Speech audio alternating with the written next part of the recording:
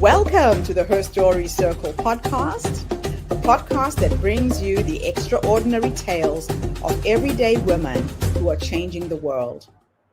I'm your host, Gertrude Mache, and I'd like to acknowledge traditional custodians of the land on which we meet today. I also like to pay my respects to elders, past, present, and emerging. Every week, we dive into the lives, challenges, and triumphs of women from all four corners of the globe. We're here to inspire, enlighten, and connect, sharing stories that uplift and empower. So grab a cup of coffee, settle in, and join us as we explore the incredible journeys of women shaping our future. This is Her Story, where every woman's voice matters. Hello, everybody, and welcome back to the Her Story Circle. This is Gertrude Mache here in beautiful Melbourne, Australia. And today I am graced with the presence of yet another fascinating woman. Welcome, welcome, welcome to our tribe. Please tell everybody your full name, where you're based, and share your story with us today.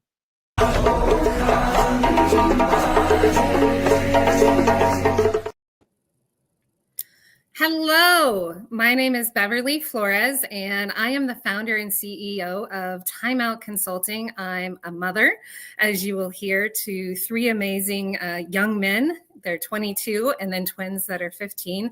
And I'm the oldest of two children. My father raised my brother and I. And I'm going to share with you how we can all learn to lead with heart, and how a girl from a dirt road and a ranch came to build and to lead Thyme Out Consulting. So I want to take you back to 2020. And as my sons and I were getting ready to try and leave the airport in Lyon, France, an airport security guard said to me, "Courage, courage." It had been a very chaotic 2 days trying to leave at that point from the winter holiday. And it was a simple phrase from a stranger, and it struck me very deeply because it was true. And it was exactly what I needed to hear in that moment, because courage is one of my core values. And by definition, the reason that I connect with that is the word courage means to have heart. And as I heard that, it reminded me of all that I am and all that I meant to my boys as we were traveling internationally in that chaotic scene. But before the boardrooms and corporate meetings and strategies, I was someone who simply believed that I could be more. I grew up on a ranch with horses and sheep. I had amazing freedom and no fear. I would ride the horses bareback in the pastures, climb the tallest trees, ride my bike on the country roads like it was the Tour de France, and anything was possible. That belief was so strong that between the ages of 8 and 11, I was the starting quarterback for the daily recess of the American football game at school. I was absolutely going to be the first female quarterback in the NFL, even in a dress. Well, then my dad stepped in as I became a teenager, and he told me that I could be anything but a quarterback in the NFL. Unfortunately, that is still true today, but maybe someday someone will be the first female NFL quarterback. But at the time, I pivoted. I channeled my energy and my enthusiasm into academics and to running. The core belief remained, though, that I simply could be. My father, my supporter that he was, taught me the value of observing before I acted. He'd tell me just to watch the horses, to see how they responded to each other, to their environment. And so I would sit on the fence and just watch them. When something scared them, what would they do? What did they do when they felt safe? What was possible? And he taught me to understand behavior and also my own impact before entering the picture. Fast forward to university, and I learned more of what was possible, and also that it wasn't always straightforward. I wanted to be a doctor, my childhood dream, along, of course, with being the NFL quarterback, because I wanted to help people in areas that were often underserved for medical support. But fear began to creep in. And even though I had gone to university on an academic scholarship, I wasn't sure how I was going to be able to afford medical school. And so I chose, out of fear, to go the traditional route. I chose a business path. On one hand, though, that path led to an internship with a Fortune 100, where all I needed to do was be able to embrace what was possible. That would turn into a 24-year career that I am immensely proud of, because I still was able to help people just in a different way. But we'll come back to that one. After university, I married young, and it wasn't a good one. Externally, I was an ambitious young woman. I was growing my career. But internally, going home was different. It was isolating. It was controlling behavior that became even more. Then my oldest son was born. He was born with a cleft palate, which was a complete shock that immediately gave us a new fierce purpose. Suddenly, I became his strongest advocate. And in finding my voice for him, it also helped me to finally find the courage to use it for myself. I knew I could not let my son be raised in an environment where he would think that it was an acceptable way to treat a partner, a woman, a person. So with barely a 3-year-old in tow, I took a new position halfway across the United States to stand on our own. For years, it was just my oldest son and myself. I eventually remarried, and my family grew to the arrival of amazing twin boys. Their early arrival highlighted an important leadership lesson. During that time, I was leading mergers and acquisitions for the region that I was in, and we were so close to getting a big one finished. It was right at the financial discussion point. And I had early labor signs. I also had a critical meeting that morning, and their dad was out of town visiting friends and family in Mexico. I admitted myself to the hospital, fearing my twins were coming early at 32 weeks. And it was determined, in fact, they were trying just to do that. But there was a chance that they could get the early labor stopped for at least a week. So while they were putting in IVs and they did all the tests, I kept my scheduled meeting. Why? Why did I do that? I finished that meeting never saying that I was in the hospital or even in early labor. And I don't say that from a sense of pride. I say it rather from a point that this isn't how it should be. I carry that lesson with me because it revealed a profound flaw in the corporate world, that we build cultures where people are afraid to be human. It was a lesson that ultimately ignited my passion to build something better. But almost 10 years ago, I found myself a single mother to my 3 incredible boys. Instead of shrinking, I chose to find more courage and a greater resilience, a strength. And I chose for us to get stronger together. That's when we created our family motto, "This is us." It became our promise to have each other's backs and to celebrate our wins as a team. And I brought that renewed sense of courage back with me into my career. But the stronger the "this is us" culture became at home, the more the two worlds began to clash. On the surface, my career for the first 16 years had been incredible. I had gone from the willing to learn intern to a senior leader. But the more that the two worlds began to clash, on the surface, my career was great. But I felt a growing disconnect with the culture I was experiencing at work. I had been a governmental lobbyist, a PR manager, and I stepped into the role of advertising manager of North and South America, believing that I could close that gap. I was building a historic debut at CES for the company. My teams were winning national awards for our creative and our events, and I was recognized even as a Google Partner of the Quarter for our collaborative efforts. But the more that I achieved on the outside, the more I realized I was becoming two different people. There was a mom and a leader at home who was building this vibrant, supportive world. And then there was this version of me at work who was starting to feel like I was shrinking to fit into a culture that no longer felt like me. I knew something had to change in my professional life. I knew there was a gap between who I was in the office and who I wanted to be as a leader and a person. I firmly believe that if companies and leaders will treat employees as people first, we will get better employees. And with that, we will get better business.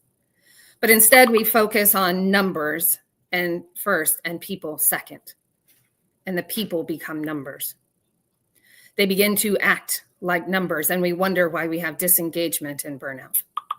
But what to do, because that sense of security provided my family, and it was also the same thing that was keeping me from more.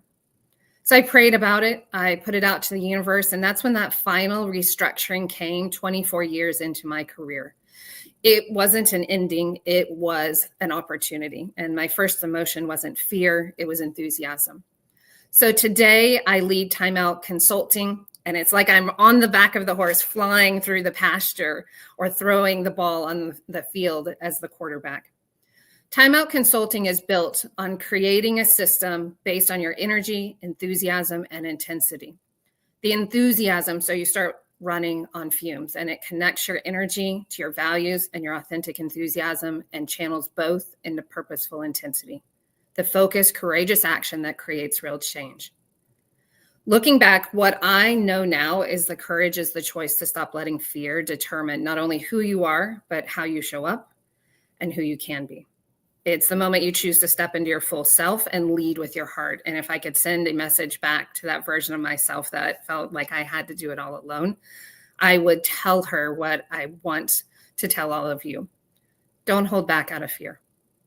You are safe.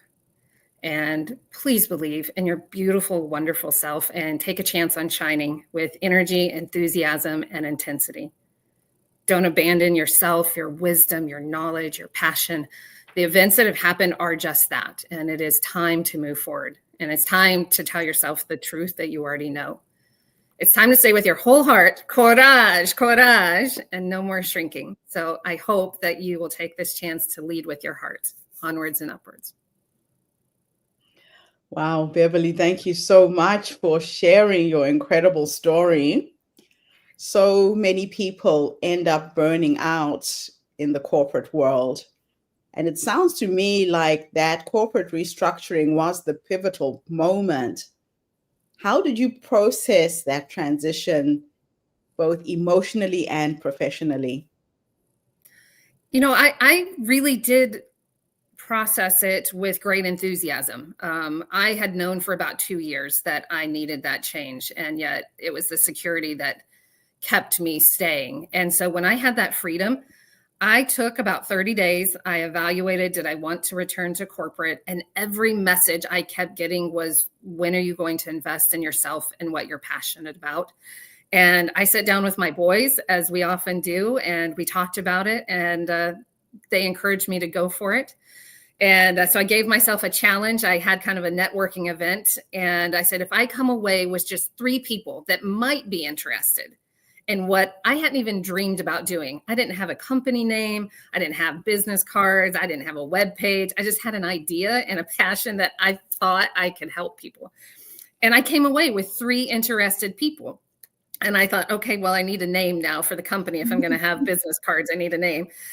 And we went through all these different ideas and came up with Thyme. My oldest son thought about it because Thyme means courage and strength as a plant. It was actually given to soldiers during battle as that reminder. And my motto is courage to change, strength to lead. And then because I like sports, I need to get my sports in there. And so we thought like a timeout, because when you take a timeout in sports, it's strategic. It's so that you have the best chance to win. And so then I've just built everything forward, and I love the freedom. The challenge is a lot, but at the same time, it is worth more value to me, to the example I'm setting to my boys and to others and women around the world. Take the chance. That voice of fear is only as strong as you allow it to be. Now, you talk about taking a strategic pause. Why do you believe that this is so powerful for leaders? Well, I think so many times, especially in the corporate world, we are encouraged to just go, go, go, go. And we are expected to figure it out, oftentimes on our own. And many times we don't want to raise our hand and say, I don't know how to do that. And so when we create that strategic pause, and it can look like coaching, I think one of the best things actually that companies can do is provide sabbaticals. Let people use that time for their own development. But not every company has that. But taking a time out for yourself and reconnecting with yourself allows you then to be able to give energy into others, into your passion, and into your purpose. And we can't do that if we don't take that time out. Now, many women struggle to give themselves permission to step back. How can they overcome the guilt or the fear of pausing? Oh, I love that question. I've been very fortunate in my life to have an amazing guide and mentor. And one of the things she told me a couple months ago, actually, she said, guilt and shame, she said, one of the lowest energies out there as we think about emotions. Yeah. They take everything and give nothing. And I love that framing in the sense of, so for women, we put on all these titles. We give ourselves titles. Society puts titles on us. And we take all of that on. And then at the same time, we forget to give ourselves the title of me. I'm me. So that time out can look like 5 minutes. It can look like you make yourself a cup of tea at the end of the day and take and create that space. It can also be one of the things I encourage women to do, travel on your own, even if it's within your country.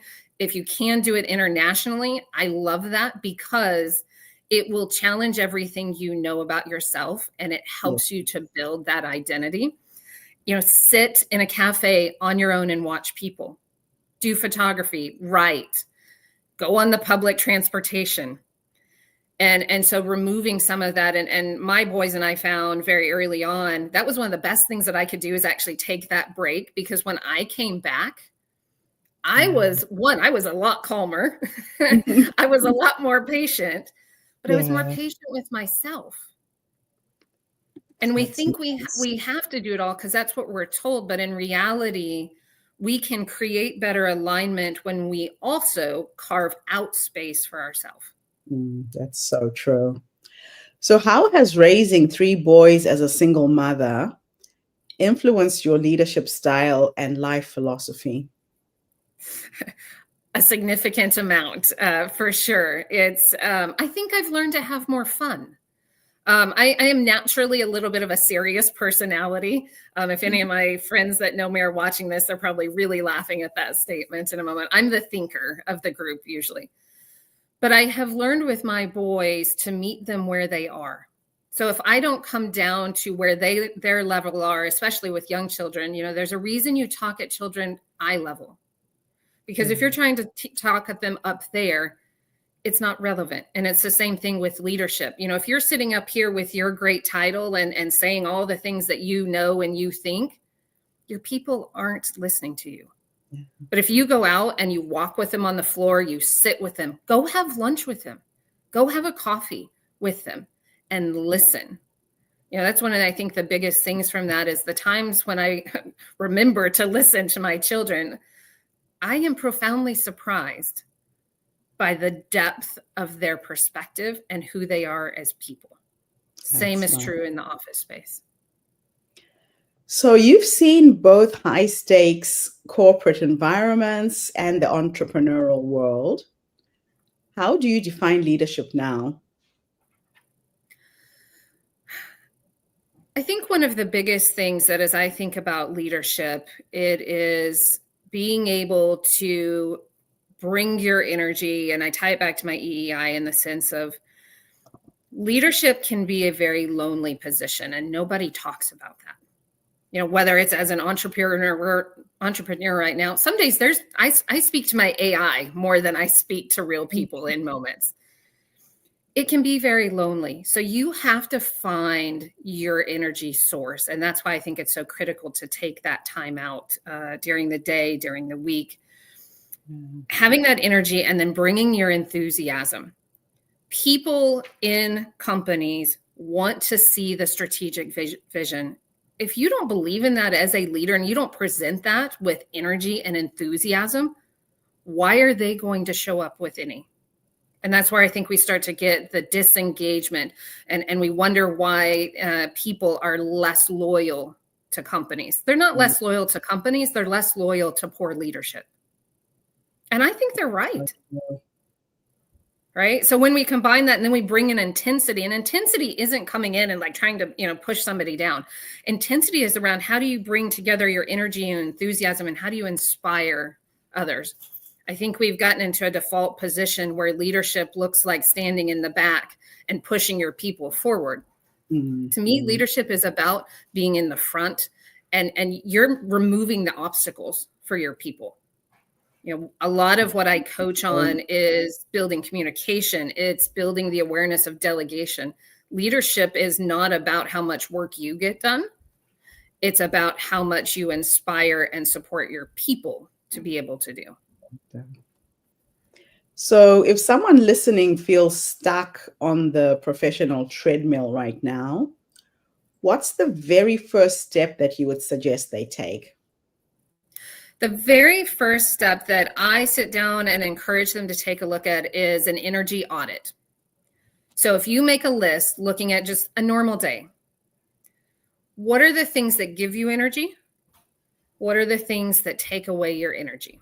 Just two simple categories. Be honest, right? If emails take away your energy, get a little more specific. Like, is it the people, the person, the topic, right? Start to narrow those down. And realistically, we want to spend 80% of our day on what gives us energy and 20% on what takes away. Because the reality is we are going to have to do some things that aren't at the top of our list. Yeah. But if that's reversed and you're doing things that 80% are taking your energy, there's a reason you feel stuck, because you don't have the energy to move out of it. That is so true. So how do you personally connect with your energy, enthusiasm, and intensity when life feels overwhelming? So for me, physical activity is really important. So I coach on living a full life, and living a full life means starting with from a spiritual foundation. So how do you feed your soul? That can take lots of different views. It doesn't have to be religious in nature, but it can be. It can be music. It can, for me, actually, I love baking. It is very relaxing to me to see this creative artwork come. Travel is another one for me. I find it just really helps give me energy and gives me that space to renew. So once you start to understand like what gives you energy, what feeds your soul, then we can look at personal and professional, and then mental and physical well-being. And so for me, if I can't travel, I'm usually in the kitchen. Or I'm outside. I have a beautiful flower garden that I'm really proud of most days. But it's also a great reminder when I'm touching nature, there are cycles. There's beautiful points of blooming. Like I could spend all season getting something ready to have these beautiful flower blooms, and we could have an early frost and it kills all the possible blooms. Things aren't always in our control. So I find a lot of examples that I can remember and relate to from nature. I also exercise. I'm a big runner. To me, that's my meditation. I can clear my mind. I'm out in nature, and it's freedom to me. So that can take lots of different forms. They don't take a lot of time. I like my baking because to me, food is a connecting point between people. My neighbors love me because they don't bake, and I always share baked goods. So they're quite happy with this arrangement as well. But, being able to identify what brings you joy. It can be drawing. It could be reading. It could be photography. Like there are so many options out there. And with my clients that are finding it challenging to identify that, we just start ideating and trying different things. I had one client that found she loved doing puzzles. It was relaxing to her. It helped her mind just calm down and focus. So there's all kinds of examples. So what's the biggest risk that you've taken since starting your business, and what did you learn from it? Ooh, some days, every day feels like a risk. I'm not sure if I can qualify which one's the biggest risk. Probably choosing to start it, quite frankly. I think that was the biggest risk because I am 100% responsible for my boys. Our family is on me. So the decisions I make to financially provide for us, that comes back to me. So choosing to say, I am going to build this. I believe in the experiences that I've had through my corporate career and leadership, and I think I can bring that together, was a big jump for me to go from 24 years of corporate security that you do get a paycheck every 2 weeks on, and there's health insurance, and there's a lot of things that come with that security. To say, you know what, I believe in myself, and I believe in the difference that I can make, and I want to get back to helping people. And I think it is paying off. My boys saw the example, and my twins decided to start their own business. So they have a landscaping business. And as I tell people, they were asked in school, why did you start it? And they said, well, we saw our mom take the chance, so we thought we could. That's worth more than any corporate bonus I have ever received. Yeah. You're really being a living role model for your kids. Yeah. Now let me finish our interview with the last two questions, which are a bit of a thought experiment. Okay. In the first one, I will teleport you back to the younger you. This young mother of 3 who broke into the business world, escaped the corporate world. If you could go back and give her 3 nuggets of wisdom based on what life has taught you up until this point, what would those 3 nuggets of wisdom be?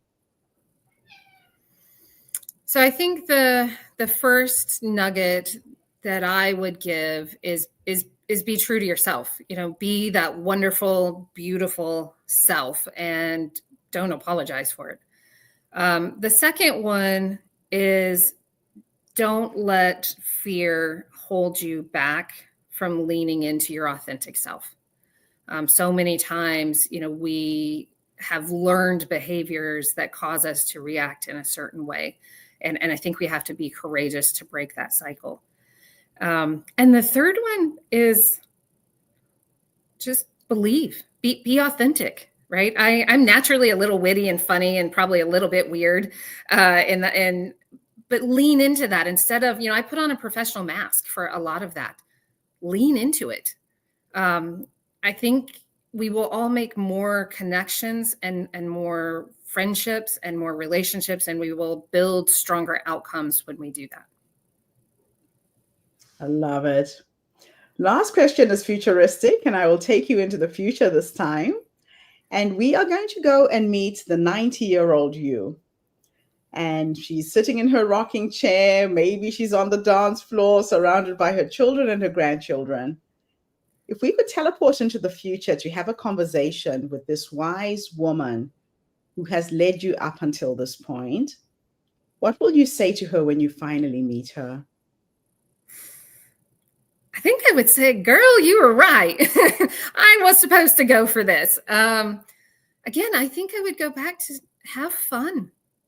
I think when we show up truly as who we are meant to be, we make miracles possible. We make energy and God possible. Like, lean into who we are meant to be. And I would just tell her, you were right.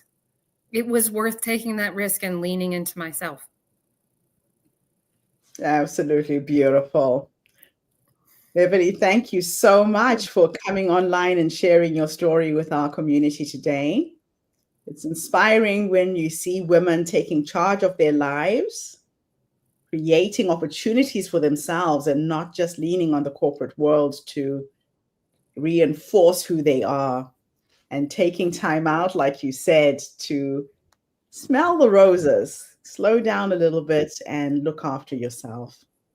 And thank you to everybody who tuned in. Her Story Circle is not just a podcast. We're a social impact movement that brings you the stories and voices of women from all over the world. We share our stories to uplift you, to inspire you, to energize you, but most importantly, to take you from where you are now to where you're trying to go. So if you are a woman who is feeling burnout, you feel you need to make that change, you need some help, you need some support, Thyme Consultancy is here. I've got Beverly's website at the bottom of the screen. Please reach out. Don't try and do it alone. You can get support, you can get mentoring, and don't try and reinvent the wheel. I'll be back again tomorrow, everybody, with yet another amazing guest. In the meantime, have a fantastic day, morning, or evening, wherever you are in the world. And Beverly, thanks again for the interview. Thank you. Bye for now, everybody. Thank you for tuning into the Her Story Circle podcast. I hope today's story has inspired you to believe in the power of our stories and the difference you can make in the world when you use your voice. I'm Gertrude Mache, and it's been an honor to share this space with you, where voices from all walks of life come together to weave a rich tapestry of diverse perspectives. Don't forget to subscribe, rate, and review our podcast to help us share these stories with more listeners. Follow us on social media by looking for the Her Story Circle podcast for more updates. And join us tomorrow for another episode filled with courage, resilience, and empowerment. Remember, your story matters, and together we're building a stronger, more inclusive world. Until next time, keep making her story.